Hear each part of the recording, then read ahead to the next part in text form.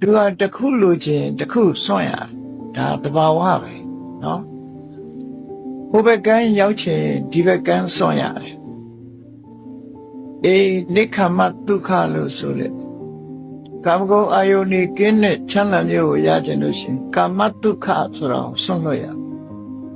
ဘယ်ရာပဲဖြစ်ဖြစ်တခုရချင်တခုစွန့်ဘုန်းကြီးတို့နေ့စဉ်သွားနေတဲ့ခြေလမ်းကိုပဲကြည့်ပထမခြေလမ်းကိုမစွန့်နိုင်ရင်ဒုတိယခြေလမ်းကိုမရဘူးလေကတိတက်တဲ့အခါမှာလည်းပထမလေကတိကိုစွန့်နိုင်မှဒုတိယလေကတိပေါ်ရောက်တယ်